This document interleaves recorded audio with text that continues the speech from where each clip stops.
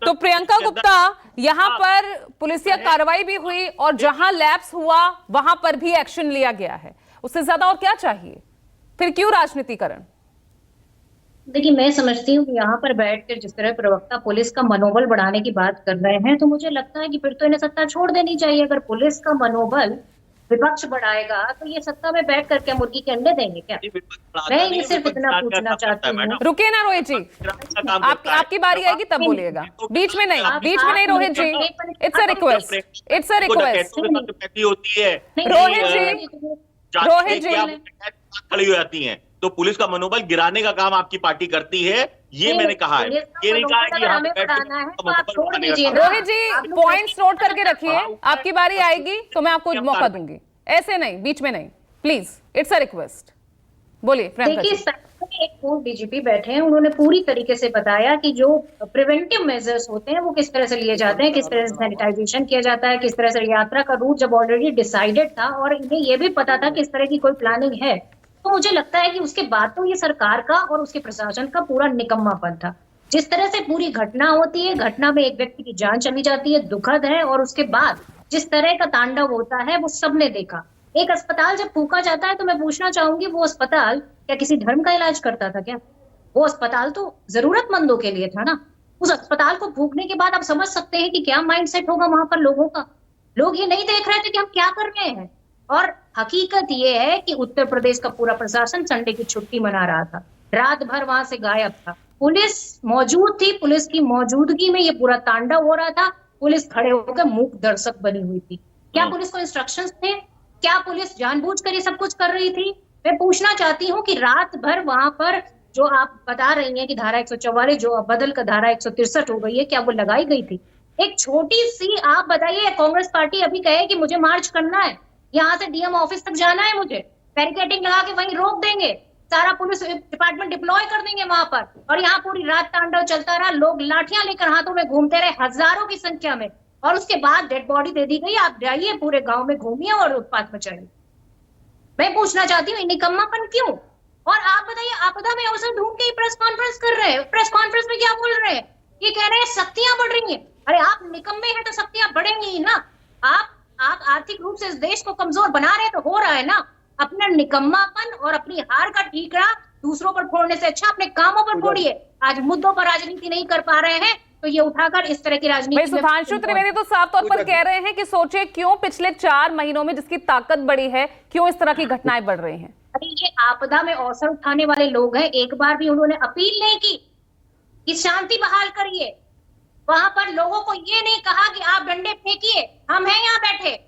और हम यहाँ क्यों हैं? क्योंकि हम निकम्मे हैं, हम नहीं आपकी सुरक्षा कर सकते। आप डंडे लीजिए, लाठी लीजिए, लोगों का घर फूंक दीजिए, औरतों के घर उजाड़ दीजिए, बच्चों को सड़क पर छोड़ दीजिए, और उसके बाद तांडव करिए बैठकर यहाँ पर। हम निकम्मे होकर देखते रहेंगे, प्रशासन निकम्मा होकर देखता रहेगा। इसलिए प्रेस कॉन्फ्रेंस कर रहे थे वो, इसलिए वो भड़काना चाहते थे लोगों के अंदर कि और जाकर भड़किए। ऐसे ट्वीट कर रहे थे जिससे लोगों को भड़कना था और लोग जाकर वहां पर और तांडव करते। जब जो किया जा सकता था वो यहाँ तो दावा किया जा रहा है ना कि 24 घंटे के अंदर हमने मामला वहां शांत किया, शांतिपूर्ण। प्रेस कॉन्फ्रेंस में जिससे मैं पूछना चाहती हूँ, दंगे भड़का दिए गए। ये पूरी तरीके से इतना ज्यादा उत्पात हो जाएगा तो आप रात में क्यों नहीं पहुंचे? जो लॉ एंड ऑर्डर एजेंसी है अपना पिस्टल लहरा रहे, क्यों नहीं पहुंच के वहां पर आपने दंगों को रोका? किसकी जिम्मेदारी है? और अगर सरकार की जिम्मेदारी नहीं तो यहाँ बैठ के प्रवक्ता अपनी जिम्मेदारी है क्या? बोलिए एसएन सिंह जी। पूजा जी, प्रियंका जी से 2 छोटे मोटे सवाल हैं। राजस्थान में भी इनकी सरकार थी, जयपुर में दंगे हुए और 5 दिन तक कर्फ्यू लगे हुए रहे।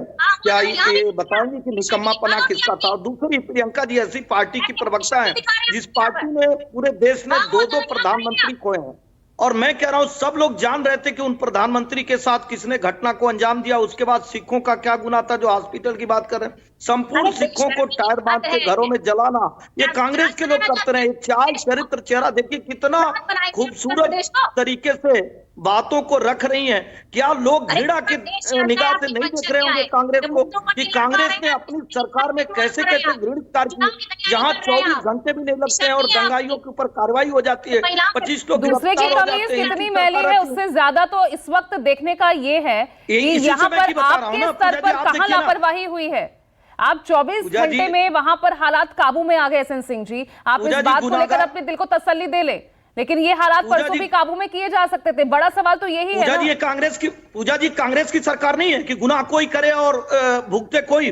सारे सिखों ने गुनाह नहीं किया था जिस तरह से कांग्रेस की सरकार में किया गया।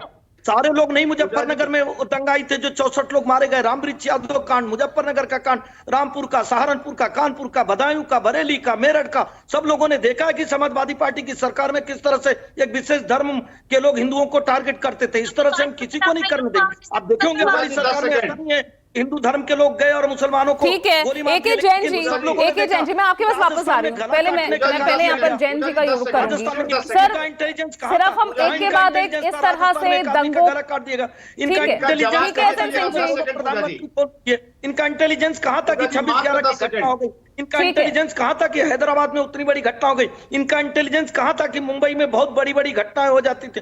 निश्चित तौर पे भारतीय जनता पार्टी की सरकार एक पारदर्शी सरकार है, ईमानदार सरकार है, जवाबदेह और जनता की सरकार। लेकिन मैं एक चीज पूछना चाहूँ, क्या बात हो गई है कि हिंदुओं के रस्म में, हिंदुओं के रीति रिवाज पर, हिंदुओं के पूजा पंडाल पे इस तरह की बातें हो रही है? इसी देश में एक बातें निकल के आ रही है कि जी, चलिए आप ठीक है मुस्लिम एसएन बस्ती सिंह से जी, जा रहे हैं। भारत बाकी में मैं मानती मुस्लिम है ना। बस्ती, हिंदू बस्ती, क्या हम कहीं से भी जा बंद करिए अपना भाई। दो सवाल पूछने के लिए आपने वक्त अरे मांगा था क्यों? एसएन सिंह तकलीफ हो जी। गया, अब तकलीफ रुकिए हो गया। रुकिए। दो शब्द दिखाओ ना, दो शब्द समाजवादी पार्टी भाई बहुत हो गया। अरे भाषण मत दो करिए शब्द आप दिखाइए। अपना। मतलब आपका दंगाई हो, ऑडियो सभी का चाहे वो डाउन अपराधी कीजिए हो, अगर के वो जैन आपके जी। धर्म का हो तो कुछ भी कर दे।